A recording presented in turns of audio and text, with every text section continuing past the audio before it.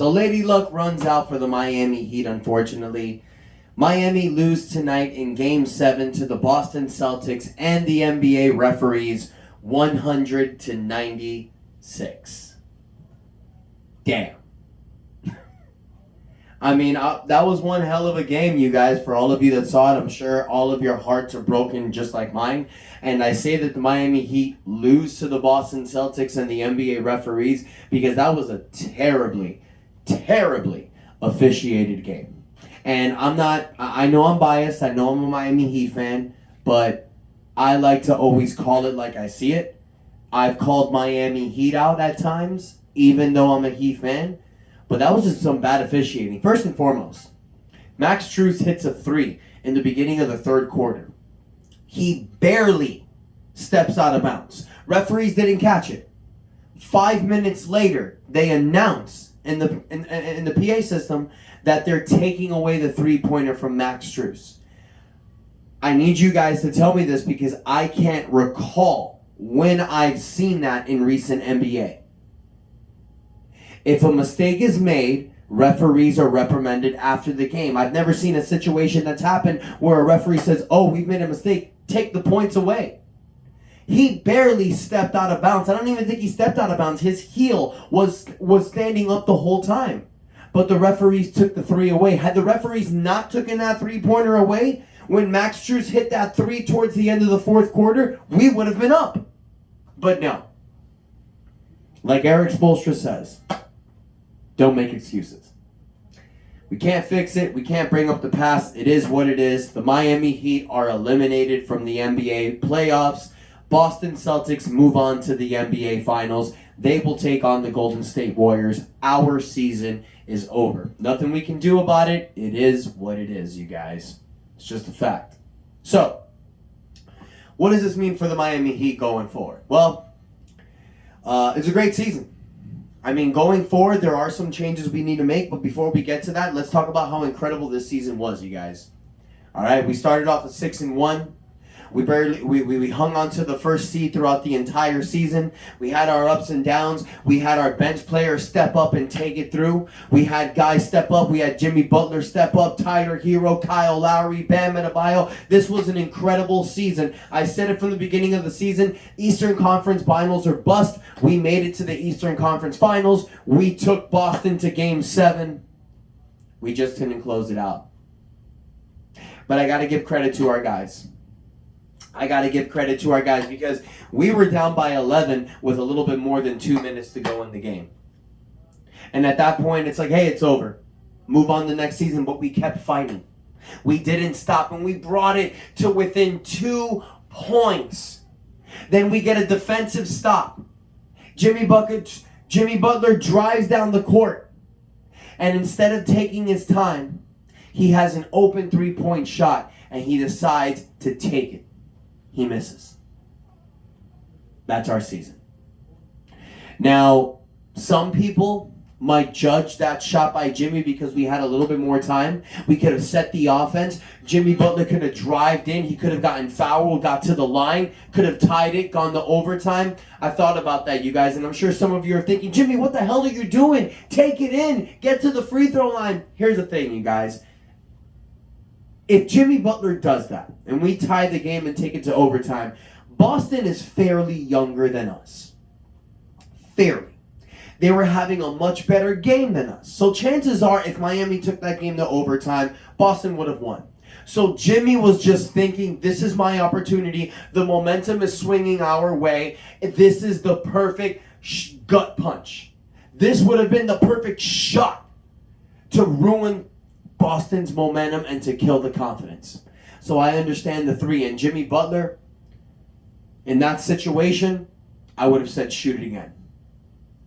So I give nothing but credit to the Miami Heat. I give credit to our man Jimmy Butler. 35 points in Game 7. He played every single minute of the game. Exactly what Jimmy Butler did in the 2020 Finals. He did not give up. He did not let up. And he did everything he could to get us to the promised land. Bam Adebayo. I called him out. I said before today's game we needed 20 points and 10 rebounds from Bam Adebayo. He delivered. 25 points, 11 rebounds. Kyle Lowry, 15 points, 7 assists. Our guys stepped up. Our guys did it. We just couldn't pull it away at the end. And you know what? I may sound bitter. I'm complaining because of what the referees did. But for those of you that saw some of this officiating, it was crap. I felt like at times just let them play. Let them play. But hey, it is what it is. That's the NBA officiating today. No sour grapes here for me. Boston Celtics are an incredible team. They deserve this victory. They have not been to the NBA Finals in the last 12 years. They deserved this. They've been flirting with the NBA Finals now with this new squad for years. They were almost there in 2017. They were almost there in 2020. They did it. My hat's off to the Boston Celtics. Kudos to you. But I'm not a Celtics fan. I'm a Heat fan. We wanted that finals trip, and it sucks that we lost to the Boston Celtics because that rivalry is still strong. Moving forward, though, we got some things to look at. All right? Because this season is over, but now we have the 2023 season to look forward to. We have the NBA draft coming up in a few weeks. We do have our draft pick this year. This is a loaded NBA draft class. And with the Miami Heat's limited salary cap fluctuation this offseason, every player that we bring in counts.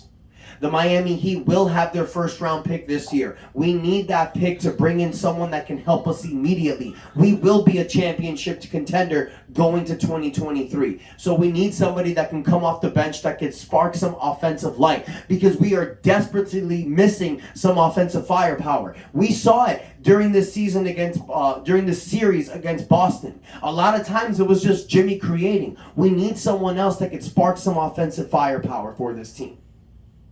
Especially in the defensive end, we need someone there as well. Then, we're limited with the salary cap. We got Jimmy Butler, Kyle Lowry, Bam Adebayo, all in really big contracts. We got Tyler Hero in the final year of his rookie contract. He's going to be talking about a rookie contract extension. We got Duncan Robinson in the second year of his $90 million deal. But then we have some guys that are coming back. We have Gabe Vincent. We have Max Strus. We have Omar Yurtseven, all on minimum contracts. PJ Tucker isn't a player option. Will he opt in or will he opt out for us to bring him back? Dwayne Dedmon is a free agent. Caleb Martin is a free agent. Victor Oladipo is a free agent. The Miami Heat have its full $10 million mid-level exception, and we have a $4 million biannual exception, plus we also have veteran minimum contracts. So we have a lot of thinking to do. Also, Markieff Morris, I forgot to mention him, he's also going to be a free agent. Udonis Haslem is a free agent as well. Will Udonis Haslem finally retire to give up that final roster spot, or will Udonis stay to fill that roster spot to give us that captain presence? These are a lot of decisions we're going to have to make, you guys. And even though the loss just came tonight, these are decisions that we're going to have to tackle. Because being the fact that we are going to be a contender next year, being the fact that we're going to compete with these same teams again, we need to have a roster that's not only going to be tough throughout the season, but that's going to last throughout the playoffs. So I want to hear from you guys. How you feeling about this loss? Obviously, I know it's not good. Do you think it's smart to bring these guys all back together? Or do you think we should maybe branch out and try to find somebody else? Now, I'm going to be posting other videos shortly about what decisions I think we should make and to break down some things fully. But I just want to let you know where we stand as of right now. Now, with that on the side, I want to take a moment to talk to you guys. My fans, my squad, my supporters here at Miami Heat Talk. You know, I started this channel 3 years ago with my big brother. We started this as ER Sports. We finally started getting some momentum going. Unfortunately, due to things in our personal lives, my brother couldn't do the channel anymore. He moved further away. We just couldn't get together like we did before. So we stopped for a while. And it sucks that we stopped because when we stopped, it was during that amazing Miami Heat bubble run. to the championship. And I was posting some videos here and there of myself, but it wasn't getting any traction. Then during the 2021 season, I was getting little support here, but nothing was booming. But it wasn't until this season where I really started seeing some boom, where I really started seeing some love and support from you guys, where I saw my subscribers go from 80 to now we are at 435 subscribers. I would not be pushing the way I'm pushing now if it wasn't for you guys. I am a full-time pro wrestler with a wife, a full-time job, and 2 kids that I'm raising and supporting. But I take my moment to talk about these videos because this is what I love to do. The Miami Heat is my hobby. Talking about the Miami Heat, talking about it with you guys is one of the things I love to do. It gets me away from reality sometimes. And it gets me in the world with you guys, where we get to sit in this beautiful Miami Heat room and talk about Miami Heat basketball. And just because the season is over, don't mean this channel's over, you guys. I'm going to continue to bring you weekly episodes. Even when there's not much to talk about, I'll just pop in to say hi. So I want to thank you guys. I want to thank you so much for supporting me, for believing in me, saying some of the kind words you guys been saying, telling me things like I should be on ESPN, telling me things like I should have this channel go viral, telling me things like I should have a big-time job with the Miami Heat. Those are the things that you guys say that fuel me and that make me keep going. And I don't want to get too off topic over here, and I don't want to waste too much of your guys' time, but I just want to, from the bottom of my heart, to say I fucking love you guys, man. Thank you so much for always having my back. And we're going to continue this ride together because we got the draft coming up. We got NBA free agency coming up, and that's just in a few weeks with you guys. So we're going to have a lot of things to talk about coming up in the next few weeks. Then, after we get our new draft player and after we get some new players on this team, we're going to talk about how they're going to coexist together. We're going to talk about the things in the off season. We're going to talk about training camp. Then, before you know it, it's going to be the beginning of the season, at the end of October.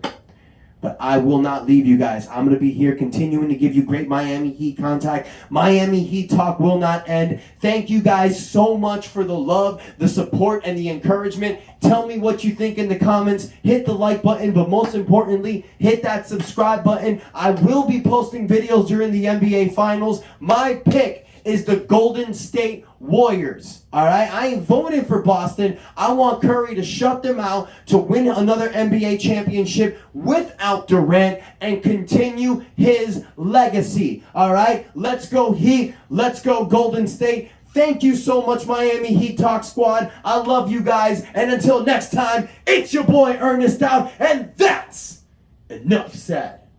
See you next time.